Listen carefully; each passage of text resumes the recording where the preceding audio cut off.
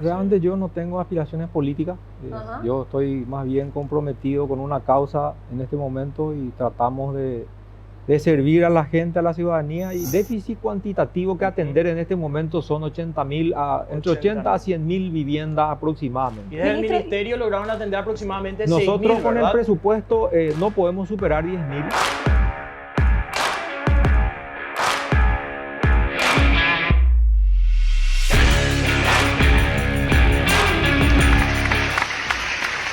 Buenas, sean todos bienvenidos una vez más a Todos Somos Iguales. Un aplauso, por favor. Nunca hacemos esto, le vamos a hacer un aplauso. El invitado del día de hoy es el señor Carlos Pereira, es el ministro de Vivienda, Hábitat, dije todo al revés, es Urbanismo, Vivienda y Hábitat. Ahí está, aprendí, Otro aplauso. aprendí. Gracias, gracias. Muchas gracias. ¿Qué tal, señor? ¿Cómo está? Muchísimas gracias por su tiempo y gracias por aceptar la invitación. Al contrario, muchas gracias por permitirme compartir con ustedes este momento. Estuvimos leyendo más o menos tu biografía, futbolista, decía. Y ¿Jugó en también ¿Llegó a jugar en un club? Sí, ¿Es jugaba en el- fanático de algún club? jugaba en el Olimpia en las inferiores hasta los 17 años. ¿En serio? ¿Y después cómo fue para que Sí. el famoso mi rodilla o...? No, ya la universidad me impidió continuar jugando. ¿En era serio? más que una profesión para usted, era en ese tiempo un hobby. Y realmente yo me gustaba mucho y en esos tiempos uno tenía que optar entre jugar y estudiar. O una carrera, Y porque llevaba mucho exactamente, tiempo. sí, porque era sacrificado, había que practicar de mañana y tarde también. Señor Entonces- Carlos, ¿hace cuánto tiempo asume usted preside el Ministerio de Urbanismo, Vivienda y Hábitat? Bueno, yo realmente voy a hacer un poco de introducción. Exactamente hace 10 años, por una circunstancia de la vida, me ofrecen el cargo en una entidad pública, en este caso en la banca pública, en el año 2012.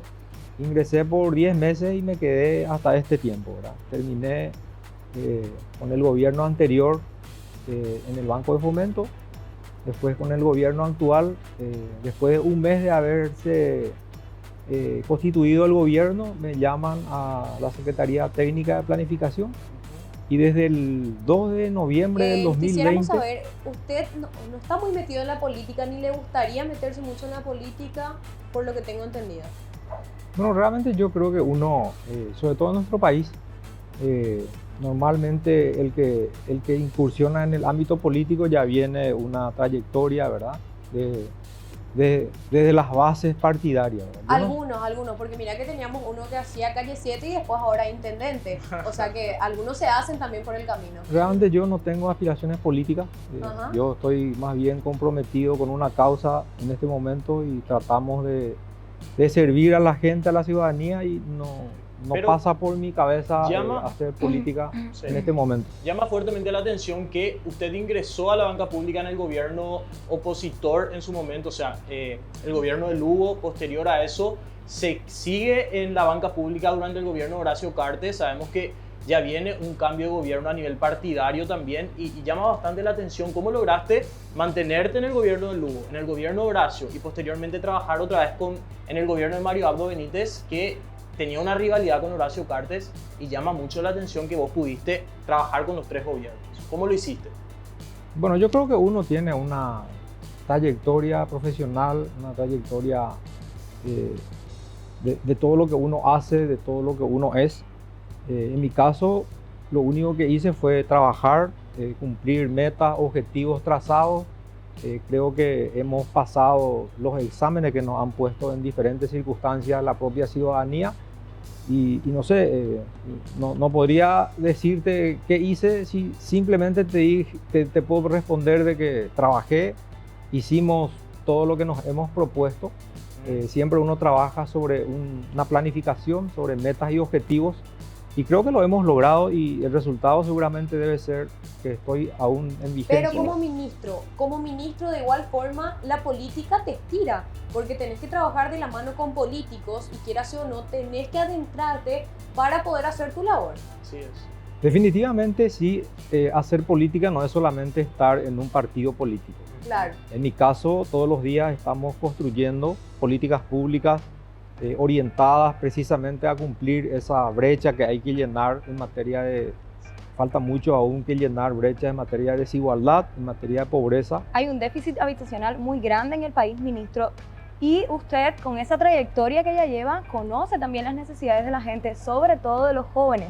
¿Qué va a pasar con esa generación de jóvenes que quiere independizarse, que quiere una casa y no está encontrando la solución? ¿Cómo el ministerio está logrando llegar hacia esa población? Muy interesante tu pregunta y permíteme decirte algo. Yo creo que la mayor satisfacción que puede tener una persona, una familia, es poder ver cumplido el anhelo de llegar a una casa propia. Eso uno lo percibe en materia en todos los grupos de vulnerabilidad, en donde el subsidio es casi del 95% del aporte estatal, y es lo que se entrega en una comunidad indígena, en los pueblos originarios, en las familias de menores recursos. ¿Están siendo atendidos los pueblos originarios? Están siendo atendidos, sí, por el Ministerio de Urbanismo, pero yo quisiera incorporar un segmento muy olvidado y postergado por mucho tiempo, que es la clase media. Me refiero a la clase trabajadora, ¿verdad? A esa persona, a esa madre soltera, a ese joven que vino del interior con mucho sacrificio a estudiar y hoy ya no quiere vivir en la casa de un pariente, ya no quiere ser una molestia, una carga, entonces busca su independencia. Entonces, a fines del año pasado hicimos una reestructuración programática de los recursos, porque teníamos 35% menos de presupuesto, que impactó por la pandemia, más 29 millones de dólares de la donación de Taiwán. Permítame ahí interrumpirle. Tengo entendido que hay 12 millones que se redireccionaron a aduanas y que no se sabe por qué. Y esos 12 millones eran para el ministerio, ¿cierto? Bueno, realmente acá lo que hay que celebrar es de que de esos 24 millones hoy nos tocan 12, que para nosotros es importante para seguir atendiendo las necesidades insatisfechas que existen. Pero lo que quisiera es responderte un poco el punto, ¿verdad? Hoy nosotros como ministerio somos el órgano rector de políticas públicas, entonces es nuestra obligación ampliar la oferta de viviendas, tratar de llegar a ese joven que trabaja, a ese cuentapropista, que hoy quizás no tenga un trabajo en relación de dependencia, pero sí necesita y también tiene el derecho de acceder a una vivienda digna. Entonces hemos construido un programa donde el subsidio también pueda llegar a la gente que gana un salario mínimo y medio, hasta 7 salarios. Creo de que merecen una oportunidad la gente trabajadora. De hecho que el rol del ministerio dentro del marco de protección social definitivamente es luego nuestro deber atender a la clase vulnerable, a la clase de pobreza y pobreza extrema, pero también es nuestra obligación crear las condiciones para que podamos tener una mayor oferta de viviendas sostenibles hacia la ciudadanía, y me refiero específicamente al segmento de la clase media. ¿Y cuánto ya han logrado con todo este nuevo sistema que implementaron el año pasado? Nosotros estamos ya colocando tenemos casi 290 certificados de subsidios entregados. De esos ya más de 100 se han formalizado.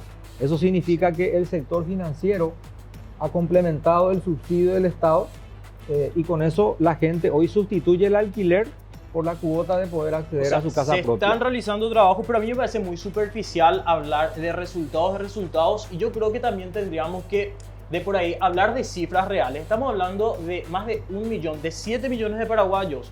1 millón de paraguayos no tienen casa propia, ojo, porque pueden estar viviendo en un alquiler. 300.000 de estas personas viven en condiciones precarias. 800.000 no tienen una casa propia. Estamos hablando de que del discurso para afuera el gobierno habla mucho de protección de la familia, de protección de la vida, pero del discurso para afuera, porque no hay políticas públicas que hagan que esas familias tengan un techo donde vivir. Nuestros gobernantes tienen 7, 8 casas, pero el pueblo no tiene casa. Estamos hablando de 1 millón de personas que no tienen vivienda. Y me gustaría saber cuál es el presupuesto que maneja el Ministerio de Urbanismo, Vivienda y Hábitat para generar las viviendas que el pueblo hoy está necesitando, ministro. ¿Cuál es el presupuesto exacto para vivienda? Bueno, nosotros tenemos un presupuesto muy disminuido, ¿verdad? Estamos hablando de 405.000 millones de guaraníes. Que es poco, ¿verdad? Tuvieron un recorte. Que no representan ni 70 millones de dólares, ¿verdad? Para referirnos a un déficit habitacional de 1.152.000, que es realmente el número de acuerdo al Instituto Nacional de Estadística. Ahí cabe mencionar que el déficit no es solamente cuantitativo, es cualitativo. Exacto. El 93% es déficit cualitativo y el 7% es cuantitativo. ¿Qué cualitativo es cuánto? Déficit cualitativo significa que lo que realmente se puede visualizar es la falta de calidad en la vivienda. La precariedad, La gente ¿no? tiene una casita, de repente se casa y accede a una casa mínima donde tiene un dormitorio, un baño y quizá un pequeño hall, Sí. ¿verdad? Entonces lo que hace es ir agregando de a poco, pero sin ninguna orientación de un estudio de arquitecto o de ingeniero que pueda planificar la construcción, ¿verdad? Entonces lo que nosotros atacamos en ese caso es un subsidio de mejorar o de ampliar esa vivienda precaria, ¿verdad? Ministro, me voy a poner así y esto mis compañeros saben qué significa. Ministro, estuvo acá la ex ministra Soledad Núñez y habló acerca de los proyectos que lleva el ministerio. Entonces decía que hay un sabotaje por política en los proyectos de hábitat, porque le preguntamos cómo es que en los bañados se hacen esto, la gente va a hábitat pero sale de un día para el otro, y dijo que es un sabotaje por política.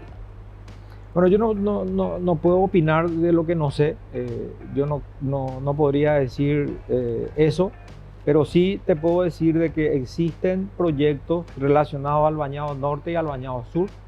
El caso específico del Bañado Sur es un trabajo que se ha venido realizando en los últimos 4 años con COICA, donde constructores, ingenieros, arquitectos especializados en construcción y urbanismo de Corea han venido al Paraguay y viven acá. Están terminando precisamente en este momento el plan maestro de lo que sería todo el ordenamiento del bañado. Estamos hablando de más de 280 hectáreas, de los cuales como plan piloto se escogió 71 hectáreas para poder desarrollar todo el ordenamiento de lo que representa construir en un ámbito muy precario, donde se tienen que hacer un montón de trabajo, y ese trabajo hoy está prácticamente entregado a la Municipalidad de Asunción, que es quien diseña el plan maestro regulador, y es como dice su nombre, es un plan maestro que va a necesitar que alguien se empodere de eso. En este caso esperemos que la Municipalidad de Asunción lidere todo ese proceso, y estamos trabajando conjuntamente, ¿verdad? Nosotros a través de los urbanistas, más de 150 arquitectos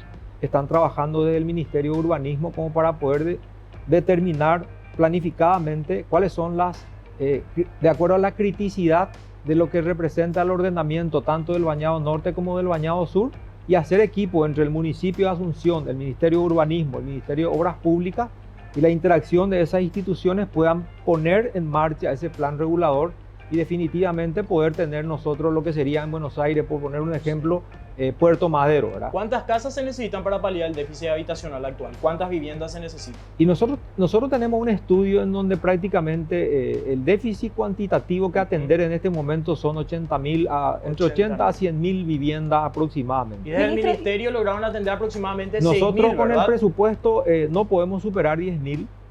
Por eso es que en 4 años, ¿Anual? en este momento estamos con casi 32.000 viviendas gestionadas, Ok. ¿verdad? Y el presupuesto se lo asigna Hacienda. Tengo entendido que el ministerio no tiene un Ese financiamiento es un propio. punto muy interesante, ¿verdad? Precisamente ayer, por tercera vez, estuve explicando en el Pleno del Senado la fundamentación por la que el ministerio necesita poder emitir bonos y captar recursos del sector privado y tener esa autarquía financiera que hoy no tenemos para poder desarrollar proyectos que permitan atender a la clase media. Ale, Genial, hay ministro. una cosa que se Tenemos- pregunta a la gente que en el próximo bloque En el podemos próximo responder. bloque, sí. Vos tenés la pregunta. ¿Cuál es el formulario que se llena para acceder al subsidio que ellos están ofreciendo? ¿Cuáles son los requisitos? Si quieren saber en el próximo bloque. Y Ale también vos tenés una Yo pregunta. quiero, ¿verdad? sí, yo quiero para mi casa, pero voy a hacer Sí. por la pregunta. Lo que pasa es que no me dejaron hablar ustedes, pero está bien. Entonces, En el siguiente capítulo ya voy a hacer mi pregunta, así que no se pierdan la segunda parte con el ministro.